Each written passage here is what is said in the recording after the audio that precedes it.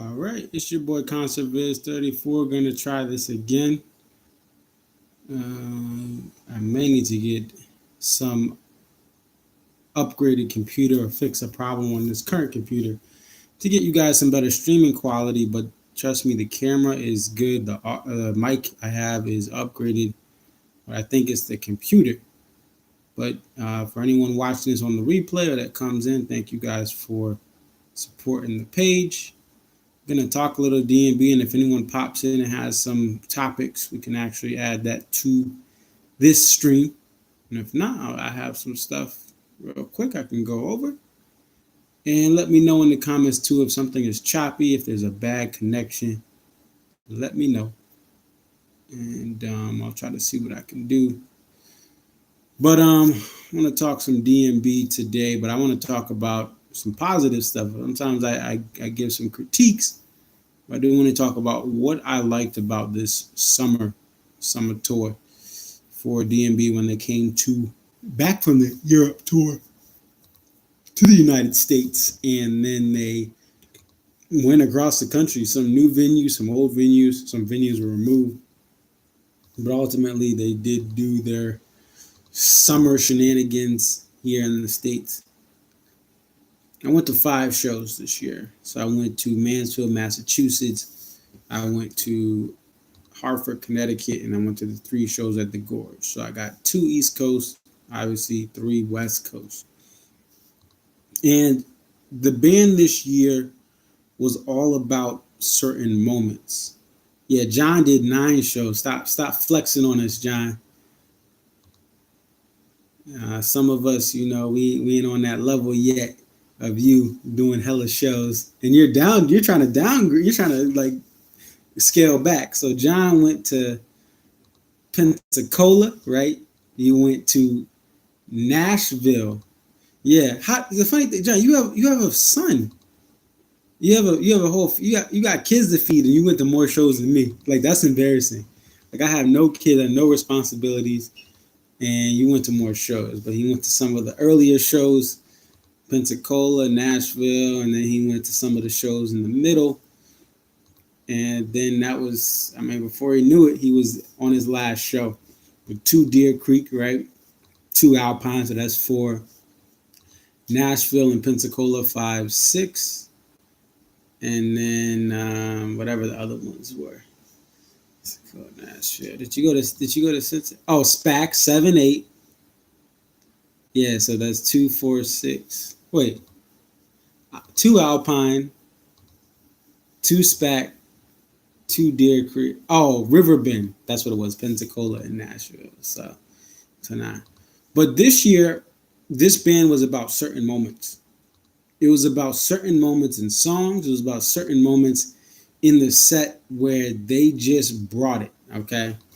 They brought it. And Buddy Strong, yet again. Buddy Strong this year was just the year that everyone from beginning to end of tour knew who Buddy Strong was. He became a fan favorite. He was selling shirts. I meant to buy a shirt. Buddy, I'm going to get a shirt if you're watching.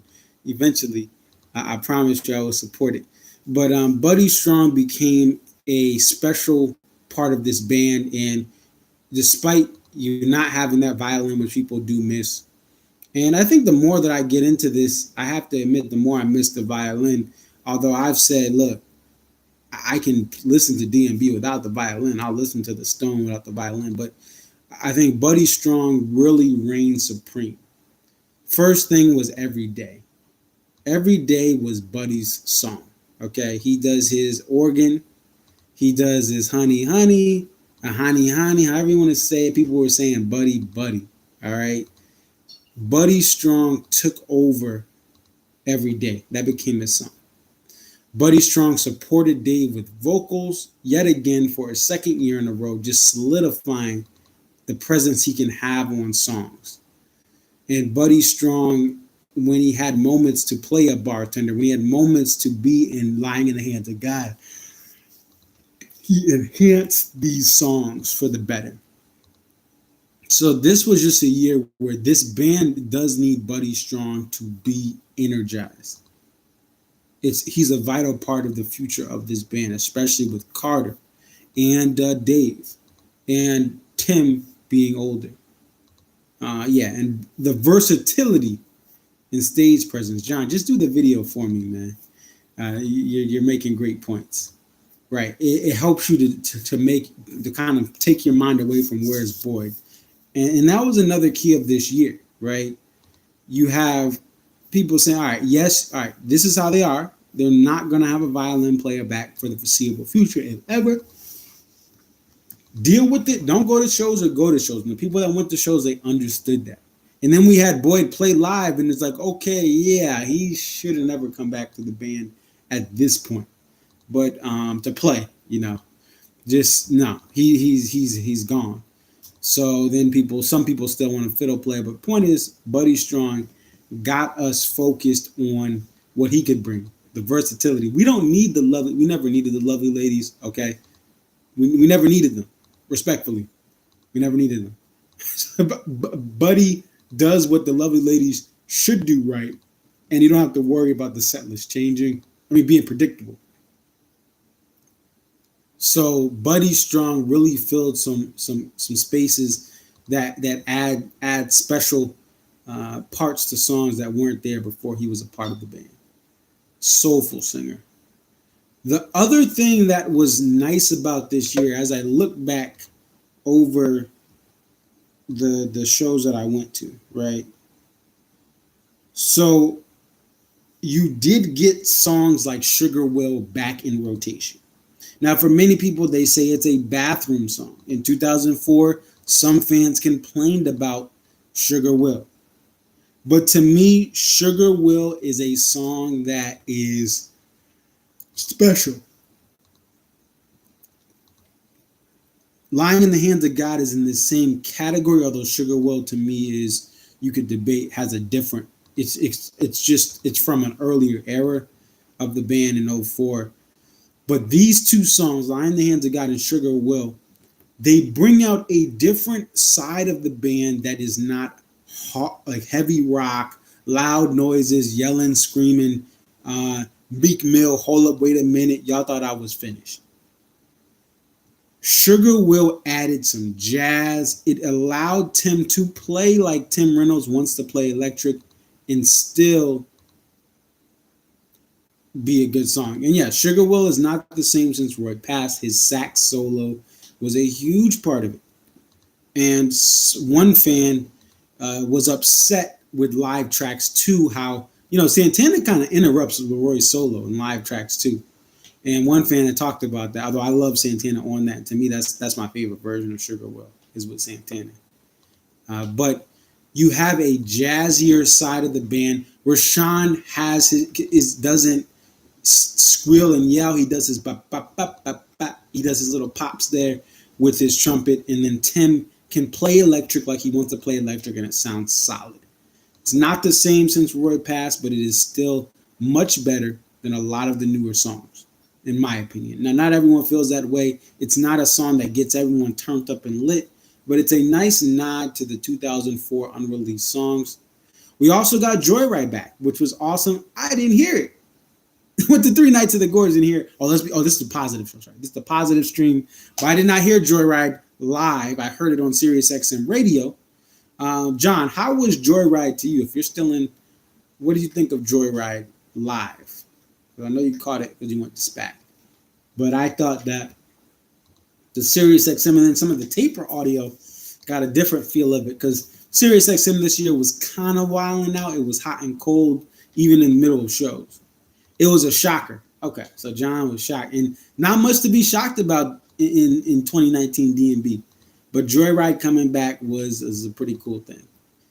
And John was in the pit, you lucky son of a gun. The pit went crazy, right? Yeah. So it was definitely a nice addition to get Sugar Will and the 04 Joyride. Those songs to come back there was awesome. And then we have the fact that Pig came back and in Mansfield, Massachusetts was played. It was nice to see it played in Mansfield, another special moment. They made a mistake and they messed up. But even in that, even in the mistakes that they made this year, it was nice to see, like in Mansfield, they recover from a slip and a fall, laugh about it, smile it off. They weren't mad. They were just laughing like, oh, dude, I messed up, right? Dave messed up and Carter messed up. And to see that happen in Mansfield just shows how they're professionals. I always say when DMB is vulnerable, when DMB makes mistakes, you really see who this band is. It's almost like when you go to a basketball game and your team, like you could be a fan of the Warriors or I saw the KG Big 3 era Celtics. If they accidentally like sleep on the game and they're down 20 points or they're down 10 points because they're asleep at the middle of a road trip back to back, they will turn up to be like, no, we're not losing this game. I saw the Celtics, the Big 3 Celtics do that. And that's what DMB reminded me. And I hate the Celtics, but I went to a game in college with my school and you saw them they were down by like the Wizards had them. And they came back and hit some. Allen started hitting threes in the fourth quarter. KG started bullying guys down low. Pierce did his mid-range game. And the fourth quarter was very entertaining because they were down. They made mistakes early and they were down and they came back. DMB did this, at least for that song in Mansfield. They Pig slipped up, but they recovered, came back, and finished strong. So it was good to see that. Drunken Soldier was just a really, really nice surprise for the Gorge. Drunken Soldier coming out. It was that, to me, it was the moment of the Gorge. Like, I knew that we were going to get Cortez, right? I didn't want to say it. I didn't want to jinx it. I knew we were getting Cortez. There's no way they're flying out Government Mule and Warren Haynes is there and they're not doing Cortez. It would be silly, right? I knew that Warren would guess for another song, which ended up being, I believe, was it 41? But Drunken Soldiers, night one of the Gorge. Night one, I'm thinking, all right, this is night one. It's going to be a great weekend. Let me just chill out this night, have fun, enjoy it, take it in, but not expect anything. I didn't expect anything, and they gave us the best show of the weekend in night one. Hearing the beginning of Drunken Soldier and it just being really quiet, and I'm like, wait a minute, that's Drunken Soldier. And you're like, no way. We are all the way through to the last leg of the tour, and Drunken Soldier is being liberated. That was a moment. That was a special, special moment of the band for 2019 to see that come out. Another thing I'll say is this. Do You Remember is a trash song when it's played 30 million times a summer. I don't want to remember the song. I want to forget it. I hope it doesn't come back. With that said, it was one of the most technically sound, in harmony songs of the band. It was really, really on point when they played it. But I don't want it to be played next year. But it was on point, and I have to give them credit for that. That song just had some nice stuff. Dave doing his percussiveness, guitar playing there, and like he did his thing on Do You Remember? But I don't want to hear it a bajillion times, which I did. John Dix just said, yeah, the Bee Gees AC/DC matchup was a shock. Yes, this was a moment where they were spontaneous. This band is not spontaneous. Just like a couple married for 30 years, and they don't spice it up on anything, on dates in the bedroom anymore, and it's getting stale and it's heading towards a divorce. So John, the horns are Do You Remember? And it's nice percussiveness and the staccato. That's what it's called. Staccato on that. It's solid. The Bee Gees AC/DC matchup was a shock, and it was cool. I heard it finally at the Gorge. I missed it. They didn't play it at because they didn't play it for a lot of they were doing Fly Like an Eagle with Jimmy thing, but the Bee Gees AC/DC mashup came. John, was that Alpine? Was that which show was that? Because I know it was you were probably at one of those shows. I think it was either Deer Creek or Alpine. that they started popping it in, or maybe a little before that.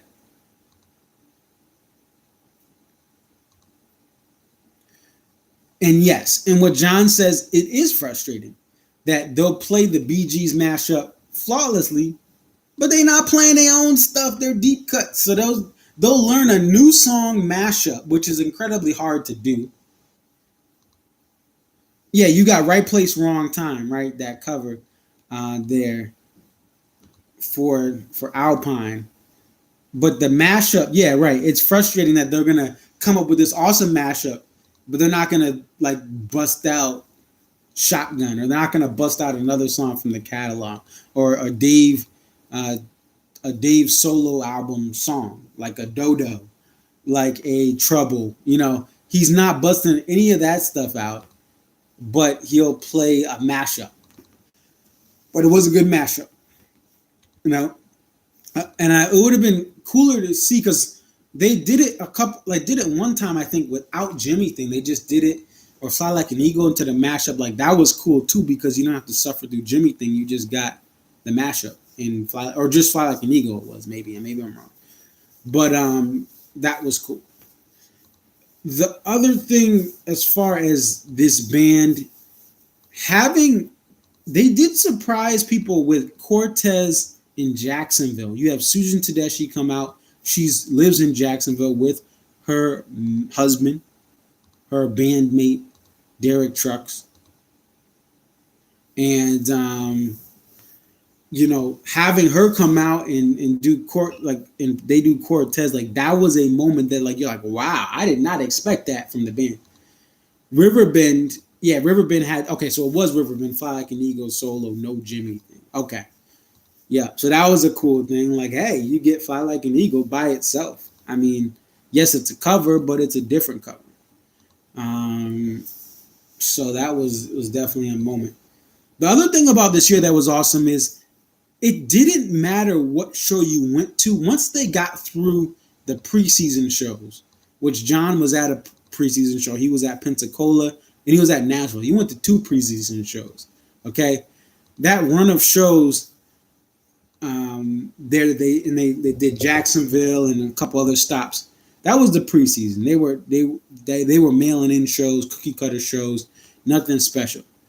But then they get to Dallas, and they get to Des Moines, Iowa. They get to these stops, and they just bust out shows midweek in down south that are just fire. And they haven't done something like that since 2015, when in Alabama they did bust out some stuff in the 2 sets variety that were kind of rare. They had Emmylou Harris, I believe, down in Bama for one of those shows. Like, they played shows midweek that you would expect on the weekend, like just 1 or 2 songs, nothing out of this ordinary, but 1 or 2 songs. The Stone coming back and being played a couple times, and You Never Know still getting the love. They played it last year. Usually a song like You Never Know is played for a couple times in a year, then it goes away for some years. But no, You Never Know carries over from last fall, and they play it.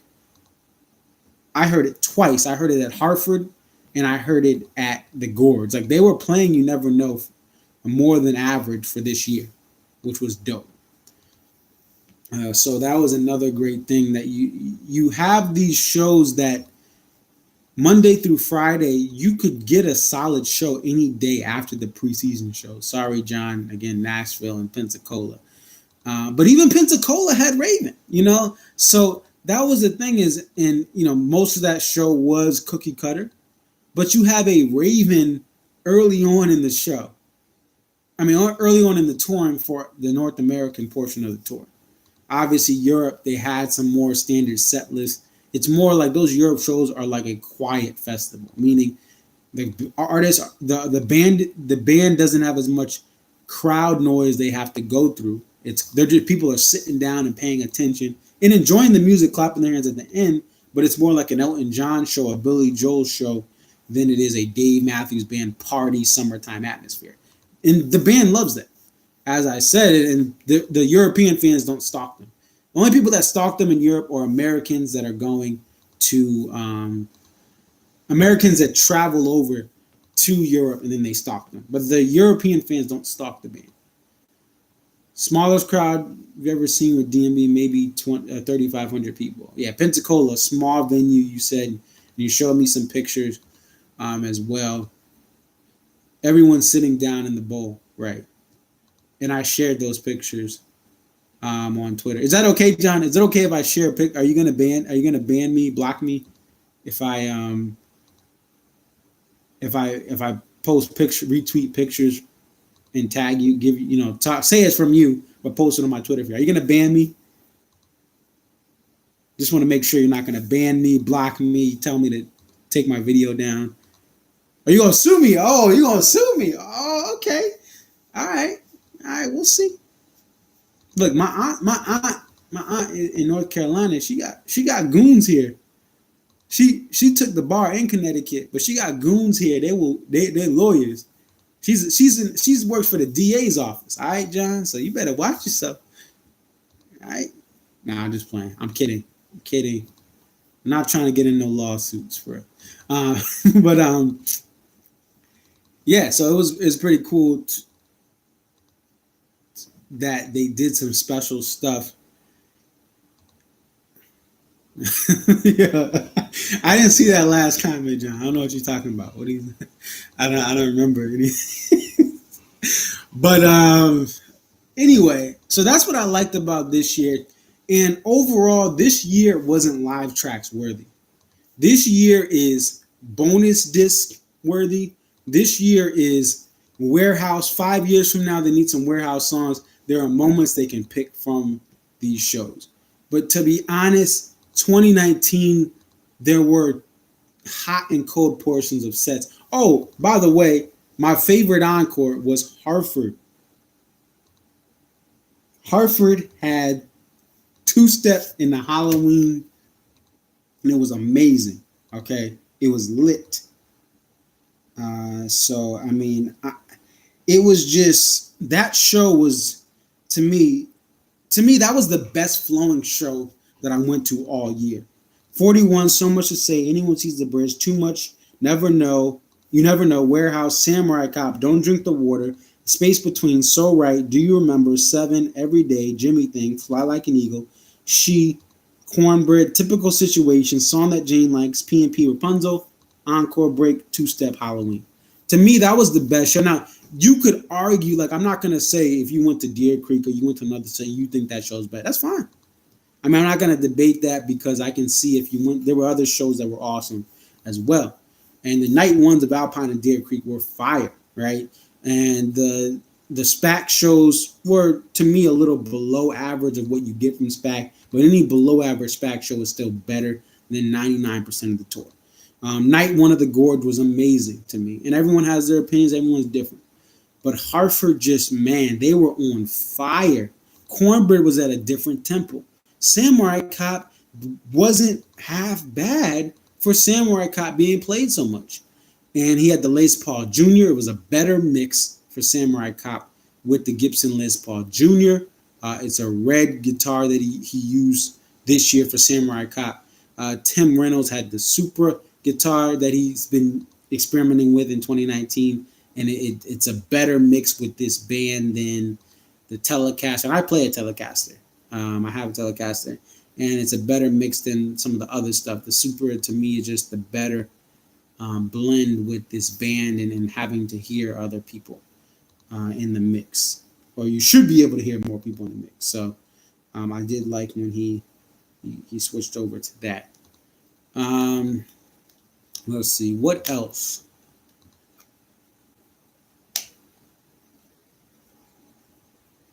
What else is there? So yeah, I mean that was the what I liked about this year, and what I'm realizing is, and John said this to me as well. Don't sue me for sharing conversations that we talked about offline. But John said the shows now are about the memories and the people you hang, not the memories, the people that you're checking it, like you're hanging out with, that you haven't seen in a minute or you're meeting up with for the first time. To me, that's bigger than the shows. That's why I went to 5 shows.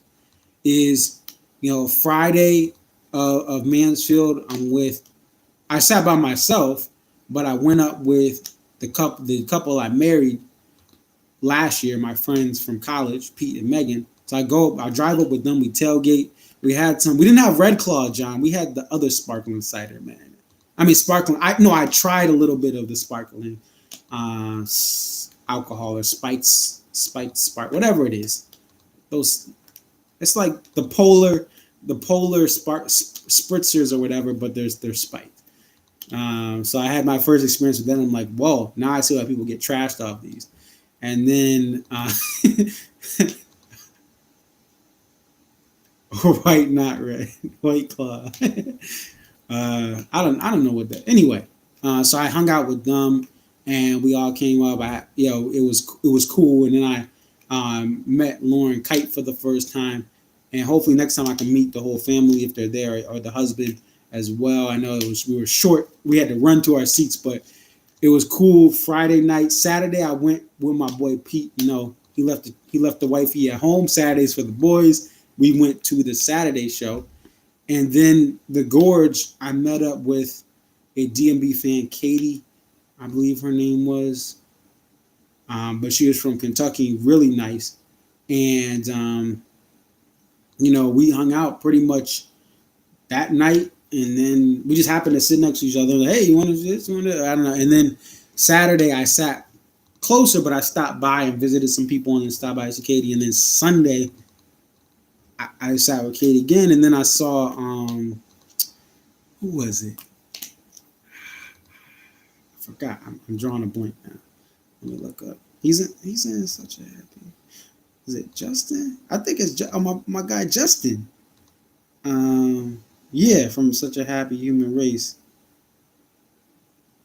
Yeah, Justin Floyd. Yeah, I saw Justin climbing the crazy, like there's a crazy horse like cliff thing by the gorge. I saw him like a couple of days earlier. Then I see him in the dark. I was like, hey, what's up? So yeah, I saw him. So it was those. That's what it's about. What I want with 2020. I'm gonna try to figure out a way to go to Alpine, John. You already know this, or Deer Creek. But to me, the reason I say Alpine, the venue of Alpine is more historic, just for music in general. Deer Creek will be around forever, for the well, not forever, but at least for the next 5 to 10 years. Alpine could shut down any year. They start getting in debt, or they start losing some money, and it's not looking right because these youngins don't want to go to Alpine. Dead and Company, Fish, and Dave Matthews Band type acts, Jimmy Buffett, are keeping Alpine alive. The Chainsmokers and Blink 182 and the other stuff that have that do these amphitheaters, right? They don't go to Alpine unless they can get a weekend, unless their fan base will travel. Most people, they would rather go to Chirac or Milwaukee, as far as the bands who get younger fans, the country bands. Yeah, Alpine's been. That's why I want to go to Alpine too, because that lawn looks lit. The little 3-tier, they can't spell out, but the little kind of 3 curved roof thing that they have, I want to see that. Deer Creek is in the middle of Indiana. Like, there's not much in Indiana, right? Whatever, I go see that. See the Indiana, like the Hoosiers, the Hoosiers campus, University of Indiana. No, ain't none in Indiana. Where Wisconsin, I could go to Chicago for a day. I could fly into Chicago and drive. I could, like, Wisconsin seems more intriguing than Indiana. I don't know. That's just how I feel. And I know both of them. Like, I know Deer Creek is more in a suburb of Indianapolis, where Alpine is out there in the middle of nowhere. But it's Indiana. Like, why would I want to go to Indiana like for vacation? I'd rather go to Wisconsin and like fly into Chicago, or fly into where you're at, or fly into like Cincinnati, or like figure out a way to fly in somewhere and do a drive from a major city. It's Indiana. Like, what is there to do in Indiana? Like, you know what I'm saying? Like, it's just Indiana. You know what I'm saying? Like, Wisconsin seems cooler. Like, the people are nicer. Oh no, I'm sure there's more to do, but like more that I want to do. Like, I like to see, like Indianapolis is called Nap Town. I'd rather fly into Chirac and then go, at least chilling, see what this deep dish pizza is about. I don't foresee it being better than the New York style pizza we have out here. I'd rather fly in there and take a little road trip, or fly by you in Nashville. No, I know it's the middle of nowhere, and at nighttime, I'm not trying to get pulled over. I'm going 30 miles per hour under the speed limit out there in Alpine Valley land. Shoot, man, a brother out there, and me and John, if we're both driving, if we're both in the car, whoo, we are going to be profiling. Let me stop. But I'm saying is like, I'm not doing both, man. Like, I'm not doing both. I love DMB, but I did the Gorge. Check off. I may go back to the Gorge in 2021. I'm kind of like, it makes me want to go. And I know there's people told me that you're gonna want to go back, but I don't want to. I don't want to spend for flights to both Alpine and Deer Creek. I'm too young for that, John. Okay, I got plans to go. I'm trying to get back to Florida. I'm trying to go back to Virginia. I'm trying to figure out if I can go to another location. That's where my travel money is going. I'm not going to 2 DMB shows in the heartland. Like, oh, I went to Indianapolis. Oh, that's so much fun. All right, sorry, Indy. If anyone's from Indiana, I'm sorry, but I'm just keeping it 100. Like, I live in Hartford. Like, there's not much to do. I don't expect anyone to fly out to Hartford just because. So, I get it, but that's how Indianapolis. Like, there's not like, what am I gonna do? What type of stuff is popular? I know they're the majors, but I'll go to Deer Creek next year. You know what I'm saying? Like, if I have my vacation money, most of it is gonna go towards cities or places that have stuff to do for all walks of life, for all sorts of stuff. I want to be close to a coast. I want to be in a city that has some good food. I'm sure Indy has good food, but it's not Kansas City. It's not Houston, right? It's not Chicago. So anyway, that's all I'm gonna say on that. What more can I say? That's really all I got. It's kind of a slow week. I'll have some other stuff for next week for sure if I can stream. Yeah, I'm streaming. I should stream. I should be able to stream at some point during Thanksgiving weekend.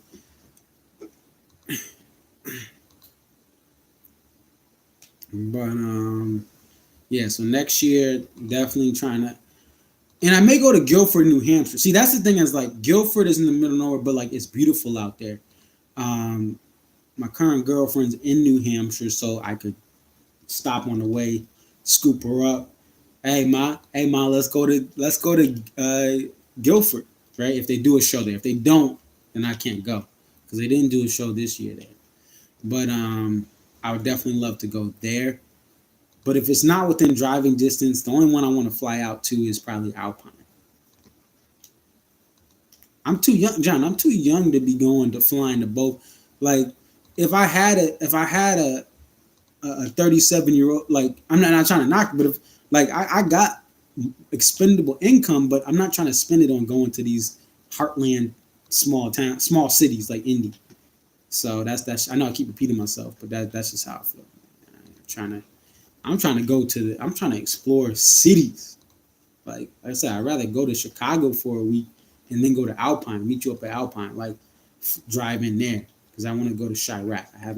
I've been to the airport. That's it. Got a network.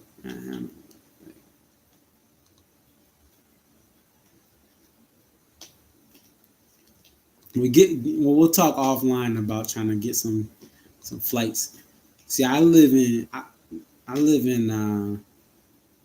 Connecticut, so our airport here is tough to get direct flights. And then if I go to a New York or Boston, their parking and stuff is wild. You can get direct flights, but the parking is crazy.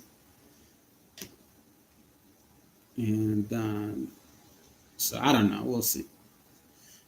That's all I got for today. 30 under hour stream. Oh, wow. But that's all I got. Definitely like, comment, subscribe. It's your boy ConcertViz34. I am out. Peace.